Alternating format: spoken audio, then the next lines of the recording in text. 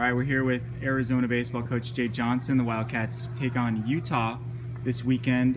Utah's under 500, coach, but they've suffered a lot of close losses, maybe losses that I would call quality losses. What can you tell us about the Utes? Very good. At least watching them on film, they are one of the best offenses we've played for sure. Deshaun Kersey, one of the best players in the league, is their leadoff man. Carroll, one of the best hitters in the league, and then you're looking at Jason Rose, obviously one of the best pitchers. Will start the opening game, I'm sure, and the rest of the rotation solid, good closer. So immense challenge for us this weekend. I know that every game is its own unique challenge, that you just look to whatever the next game is, but you guys got swept at Utah last year. Is that in any way motivation for the players? No. 18 to 22-year-olds are often day-to-day, so something that happened 13 months ago is really of no concern right now. If anything, I just hope it reminds them that we're playing a really quality team this weekend, which we are. Sure. How would you assess the pitching staff's performance as a whole so far this season? Improving, which is what we want to do. We're in the business of development here, and I think we're a lot farther along in their development than we were 2 or 3 weeks ago, and that's helped us in some close games recently, which has been great to see. How important is it for you to establish roles for the guys? I know that it's kind of aside from a J.C. Cloney type of guy, it's kind of constantly changing for most of them. Yeah, I think we're just looking for probably 8 guys that can pitch in significant roles of consequence, of what I call when the tipping points of games, where we can match up right and left. Some guys can extend 4 to 5 innings, and we've been looking for that, and we're starting to make some strides towards that. I mean, Cody Deason's emergence has been great. Michael Flynn back and healthy and pitching good.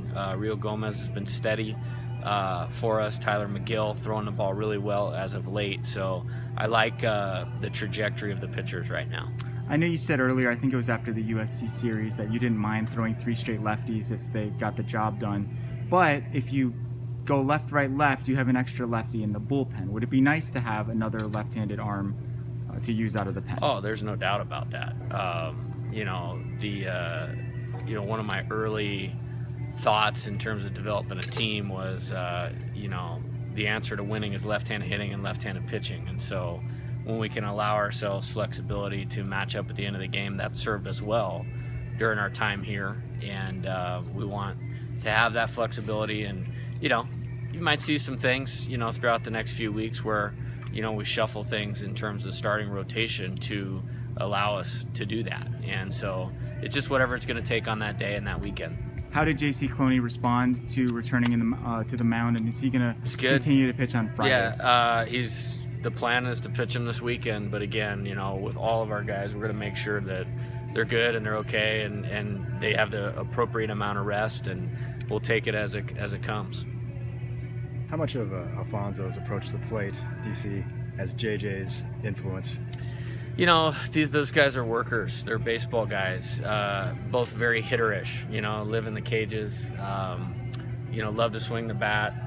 I think I'm really proud of both of their progressions. I mean, that's, again, being in the business of developing players. I think you point to those 2 guys along with some of their teammates is why this team's been successful.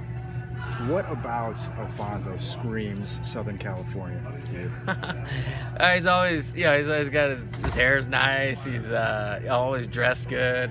Seems to be a fan favorite every time they announce his name. Just a great kid, good personality, and it's been fun to see his success. Flip side of that, what about JJ screams Pennsylvania? He give you that little swagger, like I'm a tough guy edge, but I just love his leadership. I mean, he has total respect of his teammates, and he's earned it, not just with his play, but how he goes about it, how he supports them, and we're lucky to have both those guys.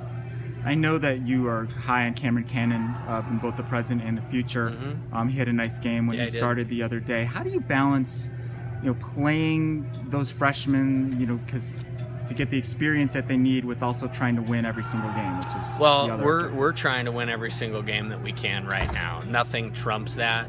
We're just lucky we have a few of them that can help us do that right now, and Cameron's certainly one of those guys.